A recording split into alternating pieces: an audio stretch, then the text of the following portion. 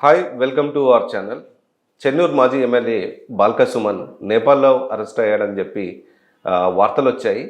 అది ఎంతవరకు నిజం తెలుసుకునే ప్రయత్నం చేద్దాం. శ్రవణ్ కుమార్ గారు. Yes sir. నమస్కారం. నమస్కారం సార్. బాల్క సుమన్ నేపాల్లో అరెస్ట్ అయ్యాడని చెప్తూ కాంగ్రెస్ సోషల్ మీడియా ప్లాట్ఫామ్లలో విపరీతంగా వైరల్ చేస్తున్నారు. ఆయన ఎక్కడో బార్ షాప్లో బార్ గర్ల్తో డాన్స్ చేస్తుంటే అరెస్ట్ చేసినట్టుగా వార్తలు వస్తున్నాయి. అసలు ఇందులో ఏది నిజం? యాక్చువల్గా నిజమే. సోషల్ ప్లాట్ఫామ్లో బల్క సుమన్ని నేపాల్లో డ్యాన్స్ యాక్ట్ అనే ఒక పబ్లో పట్టుకున్నారు, అక్కడి నుంచి తరలిస్తున్నారు, హైదరాబాద్ తీసుకొస్తున్నారంటూ నిన్నటి సాయంత్రం వరకు ఇంకా బాగా వైరల్ చేశారు. ఈరోజు మార్నింగే తగ్గిపోయింది. నిన్నంతా చేశారు, ఈరోజు మార్నింగ్ అయిపోయింది. ఈ మార్నింగ్ ఎందుకు తగ్గిందో కూడా దానికి రీజన్ చెప్తారు. అయితే సోషల్ ప్లాట్ఫామ్స్, ఈ ఇంటర్నెట్ ఇదంతా వచ్చిన తర్వాత మెదడులు ఆలోచించకుండా తయారైనని చెప్పడానికి చాలా ఉదాహరణలు ఉన్నాయి. ఏం లేదు, ఎవరో ఎక్కడో ఏదో తప్పుగానో కావాలనో ప్రాపకండం కోసమో ఏదో చెడును ఆశించి, అంటే ఒకరిని బ్లేమ్ చేయాలనో క్రియేట్ చేసి ఒక పోస్ట్ పెడతారు. దాన్ని గుడ్డిగా ఎడ్డిగా ఫార్వర్డ్ చేస్తే అసలు నిజమా, ఎందుకు అవుతుంది, ఇది ఎంతవరకు సాధ్యమా అంటూ ఆలోచించకుండా మెదడులో కుసించుకుపోయి చదువుకున్న వాళ్ళు, అంటే ఒక ఇంజనీరింగ్ కానీ ఒక డాక్టరేట్ చదువుకున్న వాళ్ళు కూడా, మినిమం 10th 8th లాంటి వాళ్ళు కూడా కాదు, ఎంతవరకు సాధ్యమని ఆలోచించకుండా దాన్ని నమ్ముతూనే దానికి ఇక 4 మసాలాలు జోడించేసి అరెస్ట్ చేశాడు, టార్చర్ పెట్టేస్తున్నారు, 3rd degree ఉపయోగించి పట్టుకొస్తున్నారు లెవెల్లో చెప్పుకొస్తుంటారు. ఎందుకంటే ఇది మాట ఎందుకు అనాల్సి వస్తుందంటే, ఒక ఎమ్మెల్యే స్థాయి నాయకుడు, అతనికి ఒక చిన్నపాటి సెక్యూరిటీ, ఇప్పుడంటే మంత్రిగా లేడు కానీ ఏదో ఎంపీగా ఒక ఎంపీగా చేసి ఉన్నాడు, ఒక గన్మెన్ అని ఉంటాడు.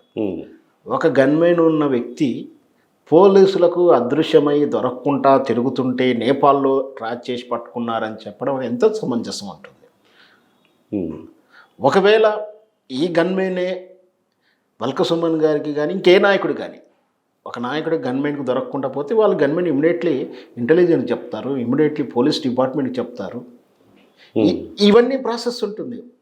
నేను ఉన్నటువంటి వ్యక్తి ఇంతవరకు కనిపిస్తున్న 1 hour అయింది, మాకు దొరకకుండా ఎక్కడో అప్స్కాండ్ మమ్మల్ని మభ్యపెట్టిపోయాడు అంటే ఏదైనా చెప్పొచ్చు. వాళ్ళు ఇమీడియట్లీ డీజీపీ దాకా వెళ్తుంది, ఇంటెలిజెన్స్కి వెళ్తుంది, హోమ్ మినిస్టర్ అలర్ట్ అవుతారు. ప్రజాప్రతినిధి ఎందుకు మిస్ అయ్యాడు, ఎవరైనా నక్సలైట్ ఎత్తుకెళ్ళారా, ఒకవేళ గ్యాంగ్స్టర్స్ చేశారా, ఏం జరిగింది అనేది ఒకటి ఉంటుంది ఏ స్థాయి నాయకుడికైనా. మరి అంత పెద్ద ఎంపీగా చేసిన వ్యక్తి, రాష్ట్రంలో కీలకమైన ఉద్యమ నేత, ఆయన అప్స్కాండ్ అయ్యాడను, పారిపోయాడను, ఎక్కడో ట్రేస్ అవుట్ చేసి పట్టుకున్నామని, పబ్బుల్లో పట్టుకున్నాం అంటే నిజంగా ఈ వార్త అవ్వడానికి, ఆయన ఒకవేళ పారిపోయి దాచుకునేడానికి ఒక 24 గంటల ముందు ఆయన కనిపించేటప్పుడు ఆయన ఒక వార్త రావాలి కదా. ఈ గన్మెన్లు లాంటి వాళ్ళు, సెక్యూరిటీ వాళ్ళు ఐడెంటిఫై చేసి రిపోర్ట్ చేయాలి కదా. దీని తాలూకు వార్త ముందు రావాలి కదా. మరి ఇలాంటి వార్త ఏమైనా వచ్చిందా? ఈ ఫార్వర్డ్ చేసేవాళ్ళు కానీ అనే మెదడులకి ఏం తెలియదు. ఎందుకంటే వాళ్ళు బాధ్యతారహితమైన వ్యక్తులు కాబట్టి వాళ్ళు మెదడులో ఆలోచించడం బానిసాయి. వారు బుర్రలు పనిచేయట్లేవు, గుజ్జు లేదు దాంట్లో. ఇంకా మనం హోదాలో ఉన్నా కానీ పదాలు వాడలేకపోతున్నాం. వాళ్ళ మెదళ్ళు ఎప్పుడో ఖరాబ్ అయ్యాయి. అవేం ఆలోచన ఈ ఒక్క భాష బల్క సుమన్ గారి విషయం కూడా చెప్పట్లేదు. ప్రతి ఫేక్ వార్త మీద, ప్రతి పొలిటికల్ ప్రాపగండా వార్త మీద చెప్తున్నాను నేను. అది ఏ పార్టీ కానీ, ఈ పార్టీ వాళ్ళు ఆ పార్టీ కానీ, ఆ పార్టీ వాళ్ళు ఇంకో పార్టీ కానీ ప్రాపగండా వార్తలు క్రియేట్ చేసినప్పుడు దాన్ని గుడ్డిగా ఎడ్డిగా చేసి ఫార్వర్డ్ చేయడం బదులు దాని గురించి వాదన చేస్తుంటారు. పట్టుకొచ్చారు నిజం అంటూ. ఈ వాదన విని కాంగ్రెస్ పార్టీ నాయకులు కూడా డిబేట్స్లో కూడా అదే మాట చెప్పాల్సిన పరిస్థితులు వస్తున్నాయి. వాళ్ళు కూడా నమ్ముతున్నారు. వాళ్ళ మెదలు, ఆ నాయకుల మెదలు కూడా అయిపోయినాయి, ఎదగడం పట్టుకొస్తున్నారు. ఇది ఎంతవరకు సమంజసం? వాళ్ళు ఏం ఆలోచించుకుంటాం, ఒక ఫేక్ వార్తను ఒకళ్ళు క్రియేట్ చేసి. ఇదంతా కూడా ఏంటంటే సోషల్ ప్లాట్ఫామ్, మనకు తెలుసు కాంగ్రెస్ పార్టీ సోషల్ ఏజెన్సీని పెట్టుకొని ప్రాపగండా వార్తలు క్రియేట్ చేస్తూ నైతికంగా దిగజారి ఏ విధంగా ప్రాపగండా వార్తలు క్రియేట్ చేసి ఎన్నికల ముందు ఒక లైన్ హైప్ తీసుకొని దొంగ గెలుచుకుంటే విధానాన్ని దాన్ని నిలబెట్టుకోవడానికి మళ్ళీ క్రియేషన్ చేస్తుంది. దాంట్లోనే ఆ సోషల్ ప్లాట్ఫామ్లో చేసినట్టు వీళ్ళ ఖచ్చితంగా సైబర్ క్రైమ్ యాక్ట్ అప్లికేబుల్ అవుతుంది. క్రియేట్ చేసిన వాళ్ళు, ఫార్వర్డ్ చేసిన వాళ్ళందరికీ కూడా సైబర్ క్రైమ్ వస్తుంది, చెప్పకూడదు తినే అవకాశాలు ఉంటాయి.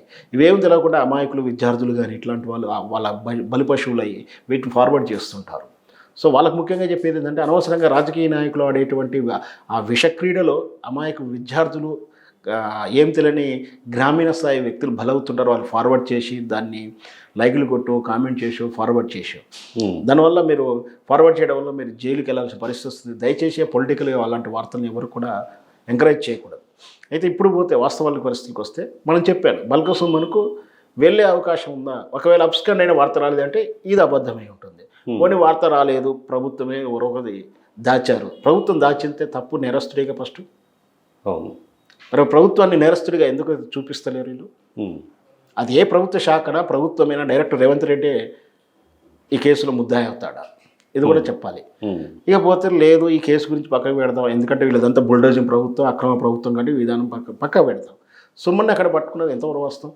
ఒక ప్రజానాయకుడు రోజు గ్రామ స్థాయిలోనో అక్కడనో ప్రజల్లో తిరుగుతూనే ఉన్నాడు, ప్రెస్ మీట్ పెడతాడు.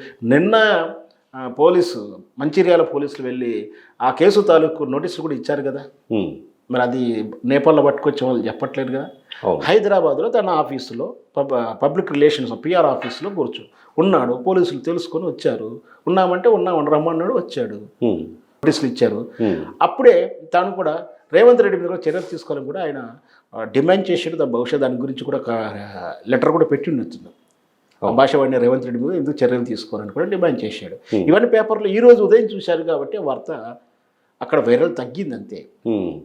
ఒకవేళ నిన్నటి పోలీసులు దాకా సర్వ్ చేయకుండా ఇది నిజం అనుకునేవచ్చు. ఈ సోషల్ ప్లాట్ఫామ్లో వచ్చిన వార్తని నమ్ముకొని చివరికి కాంగ్రెస్ ప్రతినిధులు కూడా టీవీ డిబేట్ను, యూట్యూబ్ డిబేట్లో కూడా నేపాల్ అరెస్ట్ అయ్యని చెప్తున్నాడు.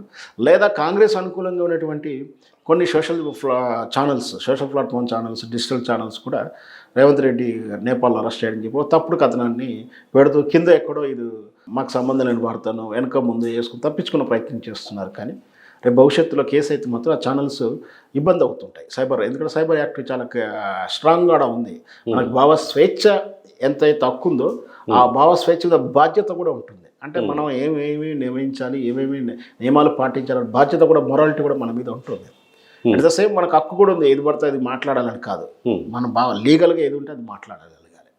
ఈ వ్యత్యాసం తెలవని ఇట్లాంటి వార్తలు క్రియేట్ చేస్తూ ఉంటారు. వీటిని నమ్మాల్సిన అవసరం లేదు. ఒకవేళ నమ్మి ఫార్వర్డ్ చేస్తే జైలుకి వెళ్ళని పరిస్థితి ఉంటుంది.